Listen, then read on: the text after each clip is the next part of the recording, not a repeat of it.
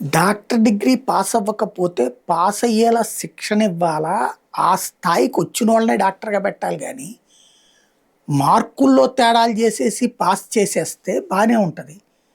తర్వాత రేపు పొద్దున వాళ్ళకి సరిగ్గా అవగాహన లేక ట్రీట్మెంట్ ఇస్తే చచ్చేదెవరు? జనం గాదా?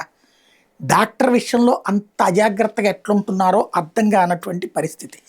తాజాగా ఇటీవల నీట్ పీజీ పరీక్షలో కట్ ఆఫ్ మార్కుల్ని బాగా తగ్గించేశారు.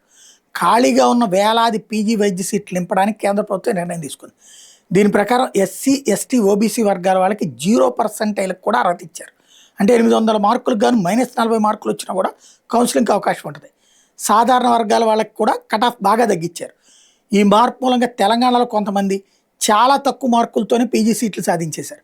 ఒక విద్యార్థి కేవలం ఒక్క మార్కుతో హైదరాబాద్‌లోని ప్రైవేట్ మెడికల్ కాలేజీలో ఎంఎస్ ఆర్థోపెడిక్స్ సీట్ పొందాడు.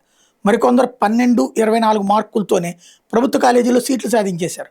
ఆర్థోపెడిక్స్ లాంటి సర్జికల్ బ్రాంచ్‌లు తక్కువ స్కోర్‌తో వస్తుంటే వైద్యుల సంఘాలు ఆందోళన చెందుతున్నాయి.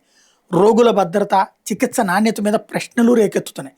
సుప్రీంకోర్టులో ఈ విషయం మీద ఓ పక్కన విచారణ జరుగుతోంది. ఈ నేపథ్యంలోనే ప్రముఖ రచయిత, స్వరాజ్య పత్రిక కన్సల్టింగ్ ఎడిటర్ ఆనంద్ రంగనాథన్ ఒక వ్యంగ్య పోస్ట్ చేసుకొచ్చారు.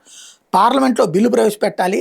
రాష్ట్రపతి, ప్రధానమంత్రి, ప్రధాన న్యాయమూర్తి, వాళ్ళ కుటుంబ సభ్యులందరూ కేవలం నీట్ పీజీలో -40 మార్కులు సాధించిన డాక్టర్ల చేతనే చికిత్స పొందాలని తప్పనిసరి చేయాలి అని.